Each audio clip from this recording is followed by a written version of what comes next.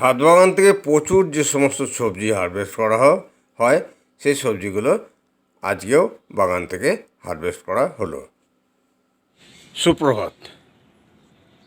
Family care ছাদ বাগানে সমস্ত বন্ধুবান্ধবদের আমন্ত্রণ জানাই। ভাই ও বোনেদের সকলকে প্রীতি শুভেচ্ছা ও অভিনন্দন। ফ্যামিলি কেয়ার ছাদ বাগানে আজকে যে ভিডিওটি করতে চলেছি সেটি হলো আমি কিভাবে শুরু থেকে একটি প্রচুর ছাদের ভোজ্য বাগান তৈরি করেছি। ভিডিওটি খুব গুরুত্বপূর্ণ হতে চলেছে। শুরু থেকে শেষ পর্যন্ত ভিডিওটি দেখুন, স্কিপ করবেন না। স্বল্পমেয়াদী ভিডিওর মাধ্যমে আমি সব আলোচনাটা সেরে নেব। কীভাবে আমি প্রচুর ছাদের ভোজ্য পণ্য উৎপাদন করি। ফ্যামিলি কেয়ার ছাদ বাগানে যে সমস্ত সবজিগুলো আমি চাষ করি, ফ্যামিলির যে ভোজ্য সবজি প্রয়োজন সেই সমস্ত সবজিগুলো আমি মূলত চাষ করে থাকি। সেটি কীভাবে? এই যে দেখছেন বেগুনের প্রচুর ফলন, বেগুন, কালো বেগুন এবং কাঁটা বেগুন, সমস্ত রকম বেগুন ফ্যামিলি কেয়ার ছাদ বাগানে ফ্যামিলির ভোজ্য পণ্য উৎপাদনের জন্য তৈরি হয়ে আছে। ছোট থেকে বড় বিভিন্ন সাইজের বেগুনের গাছ আমি ফ্যামিলি কেয়ার ছাদ বাগানে চাষ করেছি। কীভাবে? 10x12 গ্রো ব্যাগে মাটি দিয়ে যে বেগুন গাছ বসিয়েছি তার একদম গোড়া থেকে ডগ পর্যন্ত প্রচুর পরিমাণে বেগুনের ফলন আসছে। বেগুন চাষটি যদি সম্পূর্ণ করতে হয় তাহলে যেটা মাথায় রাখতে হবে, ঠিক 20 থেকে 25 দিনের মাথায় গাছগুলো যখন ঠিক এই সাইজের হবে, ঠিক সেই সময় 100 গ্রাম ডিএপি, 50 গ্রাম পটাশ, 200 গ্রাম ভার্মি কম্পোস্ট এবং 25 গ্রাম ইউরিয়া মিশ্রিত করে ঠিক গাছের গোড়া থেকে 6 ইঞ্চি দূরত্বে প্রত্যেকটা গাছে সারগুলো দিয়ে দিন। তাহলে আর কোনো খাবারের অভাব হবে না। শুধুমাত্র 1 সপ্তাহ 10 দিন ছাড়া একটি কীটনাশকের স্প্রে করলেই যথেষ্ট। বেগুন গাছ একমাত্র প্রচুর খাবার খায়, যার জন্যে রাসায়নিক সার দিতে হয়। এটি গেল বেগুন গাছের কথা। এবার আমি আসছি টমেটো। খুব সহজ চাষ। একইভাবে 10x12 পলি গ্রো ব্যাগে টমেটো গাছগুলোকে বসানো হয়েছিল ভার্মি কম্পোস্ট দিয়ে। তারপর যখন টমেটো গাছগুলোর বয়স 25 থেকে 30 দিন, ঠিক সেই সময় একটি চাপান সার 10 গ্রাম ডিএপি এবং 5 গ্রাম পটাশ এটি চাপান সার দিয়ে গাছগুলোকে একটি বাঁশের বাঁকাড়ির সাপোর্ট দিয়ে বেঁধে দেওয়া হয়েছে যাতে করে পড়ে না যায়। কারণ একটি টমেটো গাছে প্রায় 40 থেকে 50টি টমেটো হবে, যার ওজনটা রাখতে গিয়ে শুয়ে পড়বে, যার জন্য এটি সাপোর্ট দেওয়ার খুব প্রয়োজন। এটি গেল টমেটো গাছের কথা। এবার আমি আসছি লাউ গাছ। লাউ গাছে মেনলি শিকড় থেরাপির খুব প্রয়োজন। লাউ গাছ প্রচুর পরিমাণে শিকড় বিস্তার লাভ করে এবং যত বিস্তার লাভ করে যদি বাঁধাপ্রাপ্ত না হয় সেই গাছ কিন্তু ক্ষমতাশালী এবং প্রচুর শাখা পোশাক বিশিষ্ট হয়ে মাচায় ওঠে। এখানে দেখুন 1টি 2টি 3টি 4টি 5টি 6টি 9 11টি লাউয়ের গাছ দেওয়া হয়েছে এবং বেশিরভাগ লাউয়ের গাছই খুব গ্রোথ নিয়ে মাচায় উঠছে। এই লাউ গাছ সম্বন্ধে কিছু কথা। আমি যে খাবারটার কথা বললাম বেগুন গাছে, ওটা কিন্তু মিডিলে যখন দেওয়া হচ্ছে লাউ এবং বেগুনের দুজনেরই খাবার হিসেবে পরিগণিত হবে। যখন শুধু বেগুন গাছে দেবেন তখন ওই পরিমাণটা একটু কমিয়ে দেবেন। এটা গেল লাউ গাছের কথা। দেখুন, ঠিক এই লাউ আর বেগুনের মধ্যে মিডিলে দেওয়া আছে পেঁপের গাছ। লাউ বেগুন গাছ যখন খাওয়া হয়ে যাবে তখন পেঁপে গাছগুলো বড় হয়ে বর্ষাকালে ফল দেবে। এটা গেল বেগুন, টমেটো এবং লাউয়ের কথা। এবার আমি আসছি শীতকালীন সবজি কপি। এই কপি ফ্যামিলি কেয়ার ছাদ বাগানে ওলকপি খুব সুন্দর ফলেছে। এই কপি চাষের মধ্যে ফুলকপি, ওলকপি এবং বাঁধাকপির মধ্যে ওলকপি সবচেয়ে প্রথম ফলন আসে। 2 মাসের মধ্যে 60 দিনের মধ্যে ওলকপি খাবার উপযুক্ত হয়ে যায় এবং যে সাইজটি হয় খুব ভালো। ঠিক একইভাবে 10x12 গ্রো ব্যাগে মাটি মিশ্রিত করে 100 থেকে 150 ভার্মি কম্পোস্ট প্রত্যেকটা কপি গাছে দেওয়া হয়েছিল এবং ঠিক 20 থেকে 25 দিনের মাথায় 10 গ্রাম ডিএপি, 5 গ্রাম পটাশ প্রত্যেকটা মাদায় দিয়ে চাপান সার দেওয়া হয়েছে। আর কোনো সারের প্রয়োজন হয় না। ফুলকপি গাছ রেডি হয়ে গেছে। ফুলকপি ফলন আসতে শুরু করছে।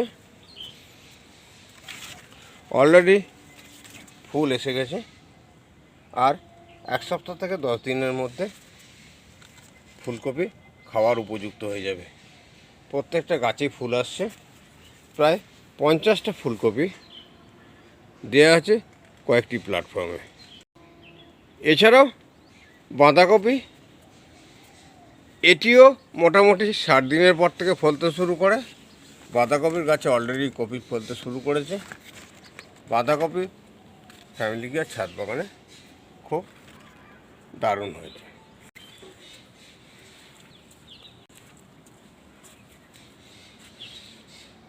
পেঁপে, আমি এরপর আরও যে সমস্ত ভোজ্য সবজিগুলো উৎপন্ন করি সবকটা হারভেস্টিং করে দেখাচ্ছি এবং প্রত্যেকটির ভিডিও আলাদা আলাদা করে ফ্যামিলি কেয়ার ছাদ বাগান চ্যানেলে দেওয়া আছে। সবটাই চ্যানেলটি সাবস্ক্রাইব করে দেখে নেবেন। চ্যানেলে ঢুকে সমস্ত রকম সবজি চাষ সম্বন্ধে টিপস দেওয়া আছে। যাক, এরপর আমি আসছি সিমের ব্যাপারে। ফ্যামিলি কেয়ার ছাদ বাগানে 2টি বেডে সিমের চাষ করা হয়েছে। 3 ফুট বাই 4 ফুট 2টি বেড তৈরি করা হয়েছে, যার গভীরতা মাটি 10 ইঞ্চি দেওয়া আছে। এই বেডগুলিতে আগস্টের লাস্ট উইকে সিমের বীজ বপন করা হয়েছিল। যখন মাটি তৈরি করা হয়েছিল, মাটির নিচে কিচেন কম্পোস্ট 2 বালতি করে একটি বেডে দেওয়া আছে। এই হলো খাবার। আর সিমের জন্য কোনো খাবার লাগে না, শুধুমাত্র রেগুলার জল দিলেই যথেষ্ট। প্রতিটা সিম গাছ থেকে একদম গোড়া থেকে মাচায় যত গাছ বিস্তার লাভ করেছে সমস্ত কাণ্ডে থোকা থোকা সিম পাওয়া যায়। একটি থোকায় 8 থেকে 10টি করে সিম ফলে এবং এই সিম প্রচুর পরিমাণে ফলে নভেম্বর মাস থেকে। আগস্টের লাস্ট উইকে বীজ বপন করা হয়েছিল, সেপ্টেম্বরের ফার্স্ট উইকে অঙ্কুরিত হয়েছিল এবং অক্টোবর নভেম্বর 2 মাস গাছগুলোকে পরিচর্যা করার পরই নভেম্বরের ঠিক 20-25 তারিখ থেকে সিম হারভেস্ট করতে শুরু করেছি এবং প্রতিটা সপ্তাহে প্রচুর পরিমাণে সিম হারভেস্ট করা হয় এবং এই সিম যা ফলন আসে 2টি বেড থেকে এবং মাচা ভর্তি যে সিমের গাছ তা শুধুমাত্র নিজের ফ্যামিলিতে খেয়েই যথেষ্ট হয় না, পাড়া প্রতিবেশী এবং বন্ধুবান্ধবের মধ্যে প্রচুর সিম বন্টন করা হয় এবং এছাড়াও অন্য সবজিও দেওয়া হয়। সিমটা বেশি বন্টন করতে হয় কারণ এত সিম ফলে যে সিমগুলো রেগুলার এত খাওয়া যায় না। ফ্যামিলি কেয়ার ছাদ বাগান অ্যাকচুয়াল শখের ছাদ বাগান। যখন শুরু করেছিলাম শখ করে শুরু করেছিলাম। আজকের দিনে প্রচুর ভোজ্য সবজি এই ছাদ বাগান থেকে উৎপন্ন হয়। যেমন কুমড়ো, এক একটি কুমড়োর সাইজ প্রচুর বড়, বিভিন্ন সাইজের কুমড়ো মাচায় ঝুলছে এবং এই কুমড়ো বাগান থেকে আজকেও দুটো কুমড়ো হারভেস্টিং করেছি। প্রথমেই বাকেটে দেখিয়েছি। যাক, প্রচুর পরিমাণে কুমড়ো এখনও পর্যন্ত মাচায় ঝুলছে। এই কুমড়ো চাষ সম্বন্ধে বলতে গিয়ে ঠিক একই কথা, এবং লাউ চাষ সম্বন্ধে দুটো চাষ প্রায় একই প্রকার। লাউয়ের সম্বন্ধে আমি প্রথমেই আলোচনা করলাম কিভাবে লাউয়ের চাষ করা হয়। মাচায় প্রচুর লাউ, কুমড়ো, শিম, এই শীতকালীন সবজিগুলো মাচা ভর্তি হয়ে ফলছে। ধুদুল, আমি ধুদুলের ব্যাপারে আসছি। কতটা ধুদুল আজকে হারভেস্ট করেছি, প্রচুর পরিমাণে ধুদুল এই ছাদ বাগান থেকে হারভেস্ট করা হয়। লাউ, আজকে আপাতত দুটো লাউ কেটে নেওয়া হলো। আরও বেশ কিছু লাউ মাচায় আছে, ওগুলো পরে হারভেস্ট করা হবে। একই দিনে সব হারভেস্ট করলে হয় না। বেগুন চাষ সম্বন্ধে তো তথ্য প্রথমেই আমি দিয়েছি, কীভাবে বেগুন চাষটাকে আমি কন্টিনিউ করি। এবং প্রচুর পরিমাণে বেগুন, বেগুনি রঙের বেগুন, এবং যে সমস্ত বেগুন গাছগুলো আছে তাতে বেগুনি রঙের বেগুন ছাড়াও সবুজ বেগুন, যেটা কাঁটা বেগুনের গাছ, সেখান থেকেও আমরা প্রচুর বেগুন হারভেস্ট করি। এই বেগুনও প্রচুর পরিমাণে ফলে, কখনো কখনো প্রচুর পরিমাণে প্রতিবেশীদের মধ্যে বন্টন করা হয়। ওদিকে দেখালাম বেগুন, সবুজ বেগুনি রঙের বেগুন হারভেস্ট করলাম, এখান থেকে সবুজ বেগুন হারভেস্ট করছি। এই কাঁটাযুক্ত বেগুন গাছ, সবুজ বেগুন, এই বেগুনগুলো প্রচুর পরিমাণে ফলন আসে। মেনলি শীতকালে ফলে এগুলো, কিন্তু এই শীতকালের গাছগুলো গ্রীষ্মকালের প্রথমের দিকে মার্চের 15-20 এই সময় পর্যন্ত প্রচুর পরিমাণে ফল আসে।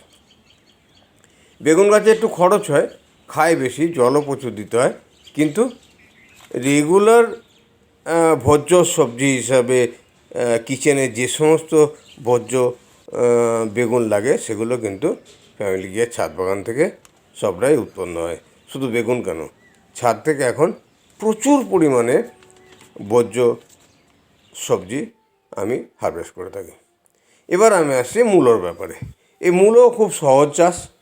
গ্রো ব্যাগের মধ্যে মাটি ভর্তি করে কম্পোস্ট মিশ্রণ করে মূলোর বীজ পাতলা করে ছড়িয়ে দিলেই মূলোর গাছগুলো হয়, এবং রেগুলার জল দিলেই যথেষ্ট, আর কিছু লাগে না।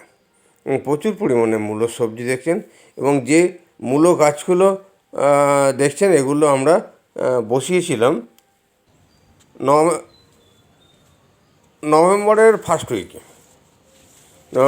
উইকে বসিয়েছিলাম, এবং ডিসেম্বরের ফার্স্ট উইকে প্রচুর পরিমাণে মূলোর উৎপাদন, যেটা হারভেস্ট করে দেখাচ্ছি কত ভালো সাইজের মূলো হয়েছে, এবং প্রচুর পরিমাণে মূলোরও চাষ হয় ছাদ বাগানে। গ্রো ব্যাগে 10x15 গ্রো ব্যাগে মাটি ভর্তি করে, বা 36 ইঞ্চি গ্রো ব্যাগে যেগুলো করি সেগুলোও খুব ভালো হয়। বিভিন্ন সাইজের গ্রো ব্যাগ, বিভিন্ন সাইজের বেড, বিভিন্ন সাইজের পলি গ্রো ব্যাগ, যে গাছটির জন্য যেই রকম প্রয়োজন সেইভাবে আমি ইউজ করে থাকি। এই মূলো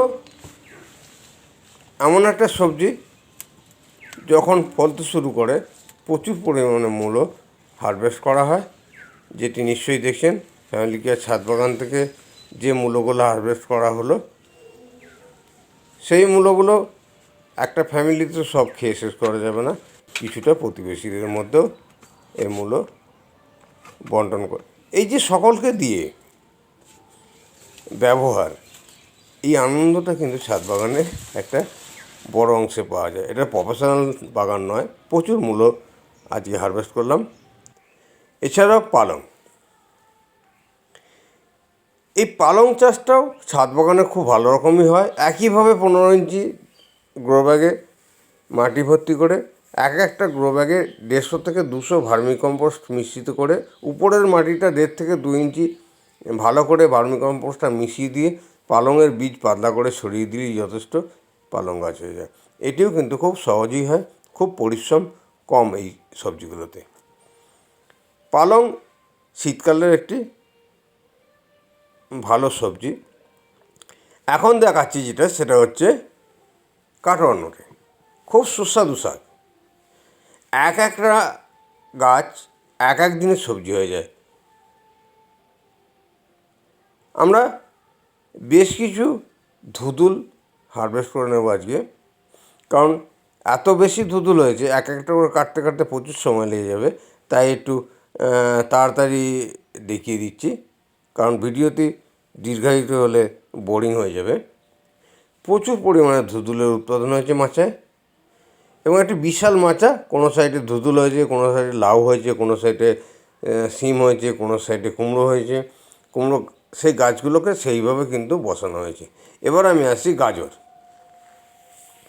ফ্যামিলি কেয়ার ছাদ বাগানে একটি 6x3 চৌকির ওপরে মাটি দিয়ে এই গাজর বসানো হয়েছে। গাছও খুব সহজলভ্য গাছ। প্রথমে মাটিটি একটু ভালো করে তৈরি করে নেওয়া হয়েছে। ভার্মি কম্পোস্ট সঙ্গে সামান্য ডিএপি, সামান্য পটাশ মিশ্রিত করে জমির মাটি দিয়ে তৈরি করে এই গাজরের গাছগুলো বসানো হয়েছে। এবং দেখছেন গাজরের গাছ খুব ঘন, সবুজ এবং ঝোপালো হয়েছে। আর আশা করি 15 থেকে 20 দিনের মধ্যে গাজরের উৎপাদন আমরা পাব। ঠিক এই একই বেডে আমরা দিয়েছি বিট, একই বেডে দিয়েছি আমরা কাঁচা লঙ্কা, একই বেডে দিয়েছি আমরা ধুতুলের গাছ।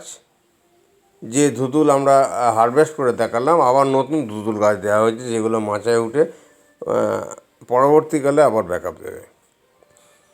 যখনই সবজি একটা উৎপাদন শুরু হয়, হারভেস্ট করা হয়, ঠিক পর মুহূর্তেই কিন্তু সেই গাছটা কিছুদিনের মধ্যে বসানো হয়, যাতে করে আবার ব্যাকআপটা দেয়।